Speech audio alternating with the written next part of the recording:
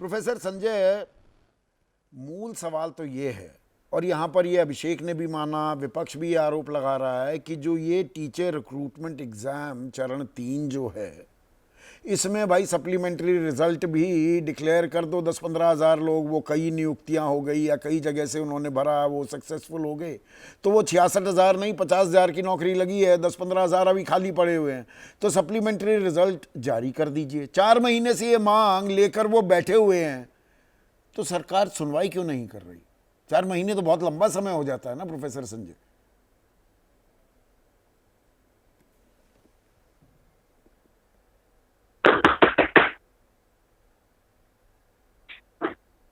Professor साहब, आवाज आ रही है आपको?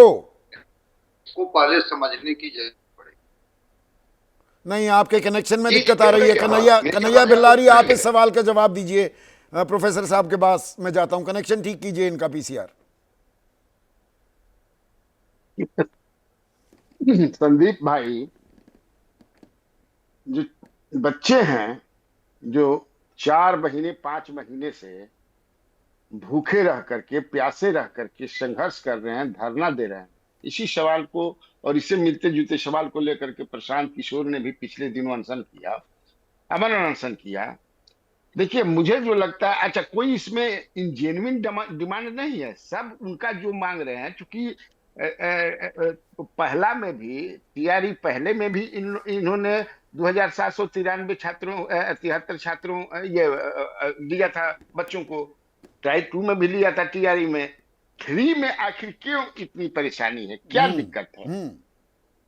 जबकि मंत्री ने भी 25 तारीख को, पिछले 25 तारीख को, मुझे लगता है 25 मार्च अप्रैल की, उन्होंने पत्र लिखा था कि इसमें कोई दिक्कत नहीं है।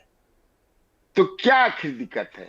मुझे जो लगता है कि सरकार के पास, अब हम ज्यादा बोलेंगे तो अभिषेक भाई जो बैठे हुए हैं कहेंगे कि ये राजद के आदमी है।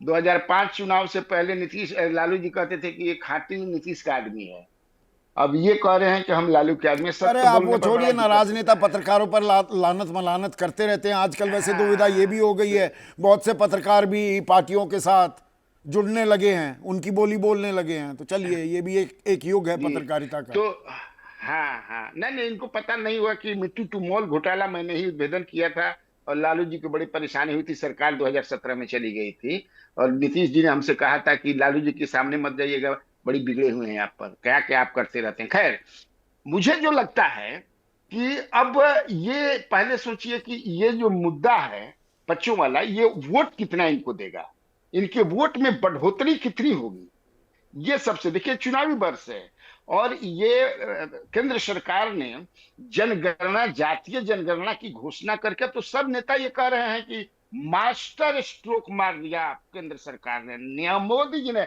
मास्टर स्ट्रोक मार दिया बिहार को ध्यान में रखते हुए। अब है कहां 2025, फिर नीतीश। मुझे लगता है कि इसी, अब इसको हम मुगालता कहें या जो भी कहें, इसी में अपना है, इसलिए कुछ में नहीं नहीं, मुझे एक बात लाठी बताइए, आपने चुनाव का जब जिक्र कर दिया, 6 महीने के भीतर चुनाव होने वाले हैं, बेरोजगारी एक बड़ा मुद्दा है, तो सरकार अनसुनी क्यों कर रही है? एक राजा की तरह अपने महल में चुपचाप क्यों बैठे हुए हैं नीतीश? ये तो मतलब it flies in the face of common sense, Kanhaiya भाई। नहीं तो क्या, नहीं तो क्या होगा, जातीय आधार पर जब सोच डेवलप करेगा, जातीय जनगणना हमारी हो ही जाएगी, हम जात के आधार पर सबको अपना वोट दे लेंगे। ये क्या है, कितने लड़के हैं, कितना कर रहे हैं, 2-4-5 हजार के लिए कर रहे हैं, करते रहें। तो ये सीधा सीधा खेल अब जातीय जनगणना की तरफ जा रहा है, तो इसलिए बेरोजगारी की बात पर तवज्जो नहीं दी जा रही है। प्रोफेसर संजय कुमार, प्रोफेसर साहब, मैं ये जानना चाह रहा हूँ, देखिए मोटी मोटी बात क्या है, एक आंकड़ा मैंने शुरुआत में दिया था कि देश भर में जो छात्र प्रदर्शन करते हैं, छात्रों की नाराज़गी होती है, बेरोज़गारी की परेशानी है, उनको एक अदद नौकरी चाहिए। साल 2021 में 333 देश में प्रदर्शन हुए छात्रों के, 210 यानी कि 63% बिहार में हुए। और यहां पर कन्हैया भाई कह रहे हैं कि नहीं, अब सरकार को ज्यादा दरकार नहीं है युवाओं की पूछने की, जातिगत जनगणना में फंस जाएगा बिहार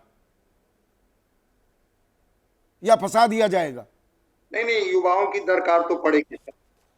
नहीं, सरकार को दरकार तो पड़ेगी युवाओं की, और उसका तो ट्रैक रिकॉर्ड रहा है 2020 में कि 18 से 29 साल के युवा कैसे आरजेडी को प्रेफर किया।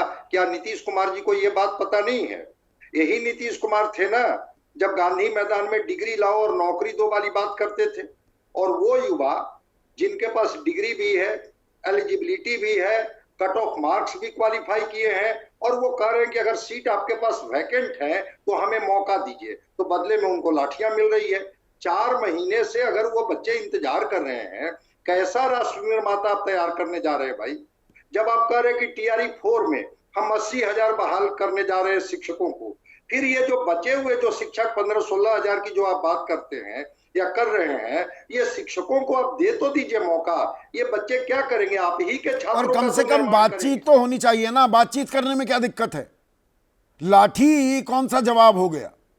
नहीं, मंत्री जी भाई, इनके शिक्षा मंत्री का एक तस्वीर है जिसमें एक महिला कार के शीशे में एक एप्लीकेशन लेकर के जाती है और शिक्षा मंत्री ध्यान नहीं देते हैं, वो महिला सड़क पर घिसटते हुए चली जाती है। शिक्षा मंत्री बजट सत्र में बजाते हाउस में भारतीय जनता पार्टी के विधायकों ने यह सवाल उठाया कि सप्लीमेंट्री के तहत जब टीआरई 1 में आपने शिक्षकों को बहाल किया, फिर टीआरई 3 में बहाल करने में क्या दिक्कत है? इन्हीं के सत्ताधारी दल के ही विधायक ने सवाल किया था। मंत्री जी ने शिक्षक अभ्यर्थियों को आश्वासन दिया था कि नहीं, हम इस पर विचार करेंगे। आयोग कह रहे हैं कि हाँ, अगर सरकार निर्देशित करती है तो सीट तो वैकेंट है, क्यों नहीं आपकी बहाली होगी। तो लेकिन जब कुछ तक बातें सरकार समझ से निर्देशित परे नहीं हैं। और करेगी, जो हम बिहार लोगों ने जिसके बारे में कहा जाता था बिहार में बहार है, नीतीश कुमार है, अब लाठी डंडे की मार है और नीतीश कुमार है। और ये चुनावी साल भी है। चुनावी साल में बेरोजगारी को क्या दरकिनार करना अच्छी राजनीतिक चुनावी रणनीति हो सकती है क्या? इस बारे में आप ज़रूर सोचिए। ये बेहद ही गंभीर मुद्दा है और ये देश की नींव भविष्य से भी जुड़ा हुआ है। आज सीधा सवाल में बस इतना ही।